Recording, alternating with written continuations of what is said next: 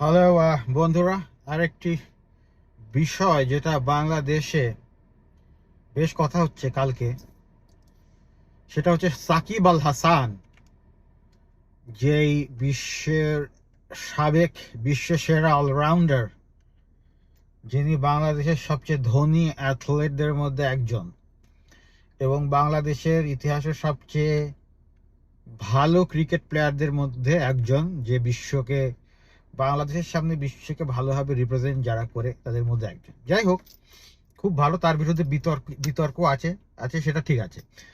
এখন ব্যাপার কথা হচ্ছে যে এই যে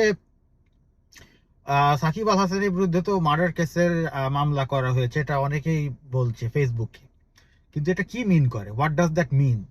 এখন যে মার্ডার কেসের মামলাটা করা হয়েছে সেটা হচ্ছে রুবেল রুবেল নামে একজন গার্মেন্টস ওয়ার্কার এই ছাত্রদের প্রোটেস্টের সময় গুলিতে মারা যায়।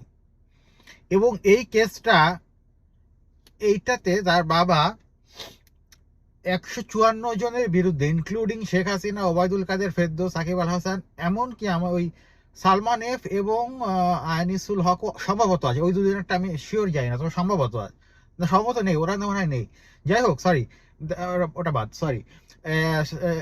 তবে সাকিব আল হাসান, ফেরদৌস, প্রধানমন্ত্রী শেখ হাসিনা সাবেক, আর ওই ওবায়দুল, এই চারজন এবং 154 মানুষের এগেনস্টে এই কেসটা করা হয়েছে। এখন সাকিব আল হাসানের সাথে কিন্তু এই যে গার্মেন্টস ওয়ার্কার রুবেল, তার কোনো সম্পর্ক নেই এবং তাদের কখনো দেখেও না, তারা চেনেও না, তাদের মধ্যে কোনো যোগ স্থাপন করা যায়নি। সাকিব আল হাসান কিভাবে জড়িত আমি জানি না। যাই হোক, এবং হত্যার দিন সাকিব আল হাসান কিন্তু বাংলাদেশেই ছিলেন না, তিনি ছিলেন এই ক্যানাডাতে G20 নামে একটি ক্রিকেট টুর্নামেন্ট হয়, সেখানে সাকিব আল হাসান খেলছিল এবং সেখানে ওই ভক্তরা তাকে অপমানও করেছে। যাই হোক, সেটা ডিফারেন্ট কথা।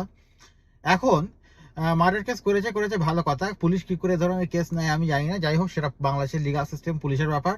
কিন্তু ব্যাপার হচ্ছে এই যে অনেকেই এখন বলছে যে সাকিব আল হাসানকে খেলতে পারবে না, হ্যান ত্যান, বোর্ডের কাছে লিগাল নোটিশ দিয়েছে। এবং অনেকে বলছে একটা জিনিস দেখলাম, যে আইসিসির রুল অনুযায়ী কোনো ক্রিকেট প্লেয়ারের বিরুদ্ধে যদি ক্রিমিনাল চার্জেস দেওয়া হয় তাহলে সে আর ক্রিকেট খেলতে পারবে না, যেটা সম্পূর্ণ ভুল কথা।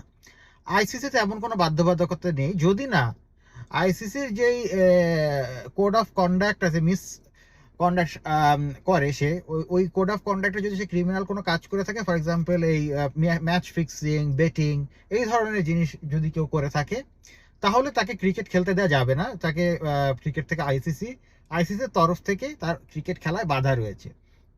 কিন্তু এছাড়া যদি অন্য যে কোনো ক্রিমিনাল চার্জ হয়ে থাকে, এটা টোটালি ডিপেন্ড করে বাংলাদেশের বোর্ডের ওপর। বাংলাদেশের বোর্ড যদি চায় তাকে খেলাতে পারে, বাংলাদেশের বোর্ড যদি না চায় তাকে সাসপেন্ড করতে পারে, সেটা বোর্ডের ওপর। আইসিসির তরফ থেকে এখানে কোনো বিধি নিষেধ নেই, প্রথম কথা। দ্বিতীয় কথা হচ্ছে, বাংলাদেশে একটা স্বৈরাচারী সরকার গেছে। এখন এর মানে তো এই না যে আমরা নিরপরাধী অপরাধী নির্বিশেষে নির্বিচারে প্রত্যেককে শাস্তি দেবো যারা গভর্নমেন্টের সাথে একটুও জড়িত ছিল বা কোনো কারণে এমপি হয়েছে বা কিছু হয়েছে। এবং যদি শাস্তি দিতে হয়, সে যেই অপরাধ করেছে, সে যদি কোনো অপরাধ করে থাকে সেটাতে শাস্তি দাও। এটা দেখেই বোঝা যাচ্ছে এটা একটা পুরো বানোয়ার একটা মিথ্যা মামলা। মিথ্যা কিনা জানি না, তবে মনে হচ্ছে যে এটা সাথে কোর্ট ডিসাইড করবে, আদালত ডিসাইড করবে। তবে মনে হচ্ছে যে এই ধরনের মামলা এটা দেয়া হচ্ছে যে পুরোপুরি একটা মানুষকে হেনস্থা করার জন্য। এবং আমার মনে হয় না যে এটা করা ঠিক হবে, বিশেষ করে বিশেষ বিশেষ লোকদের ওপরে, যারা দেশের জন্য খেলছে, দেশকে কন্ট্রিবিউট করছে। এবং আমরা চাই না যে এই সরকার রিফর্ম করতে গিয়ে, দেশের রিফর্ম করতে গিয়ে বাংলাদেশের ক্রিকেট ধ্বংস হোক। কারণ এই বাংলাদেশের ক্রিকেট একটা ইম্পর্টেন্ট জিনিস, এটা জাতিকে ঐক্যবদ্ধ করে। এবং সাকিব আল হাসানকে যদি নিষিদ্ধ করা হয় বা তার উপরে যদি মিথ্যা অ্যালিগেশনের কারণে যদি তাকে না খেলানো হয়, অ্যাটলিস্ট কোর্টে ট্রায়াল চলা পর্যন্ত, কোর্ট থেকে রায় না দেওয়া পর্যন্ত, তো সে নির্দোষ। একটা তো কথা তোমরা সবাই জানো যে ইনোসেন্ট আনটিল প্রুভেন গিলটি, সে এখনো ইনোসেন্ট। তো যতক্ষণ না পর্যন্ত কোর্ট থেকে ফাইনাল যে রায়টা দেওয়া হচ্ছে, as long as he is not convicted, তাকে, আমি মনে হয় যে বাংলাদেশের যে বোর্ড আছে তাকে খেলানো উচিত।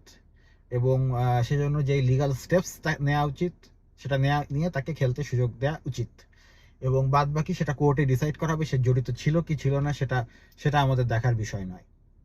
তবে আমার যেটা একটা বড় মিথ ডিবাঙ্ক করলাম সেটা হচ্ছে যে আইসিসির তরফ থেকে ধরনের কোনো নিয়ম নেই, এবং আইসিসির তরফ থেকে তার ক্রিকেট খেলায়, সব ধরনের ক্রিকেট খেলায় কোনো বাধা নেই। এটা পুরোপুরি ডিপেন্ড করে বাংলাদেশের বোর্ডের ওপরে তথা বাংলাদেশের সমন্বয়ক সরকারের উপরে, কারণ ক্রীড়া উপদেষ্টা হচ্ছে এই সমন্বয়কদের মধ্যে একজন। তার এখন যদি কোনো ব্যক্তিগত আক্রোশ থেকে থাকে সেটা ডিফারেন্ট কথা, এবং সেটা যদি সে এখানে করে খাটায় তাহলে সেটা তো অত্যন্ত অত্যন্ত নিন্দনীয় হবে বলে আমি মনে করি। তো এইটাই বন্ধুরা, এটা নিয়ে কিছু বলার ছিল আমার, তাই বললাম। একটা কিছু হালকা রিসার্চ করলাম, তাই এটাই বললাম। যাই হোক, তো আবার দেখা হবে তোমাদের সাথে আরেকটি ভিডিওতে। Bye bye.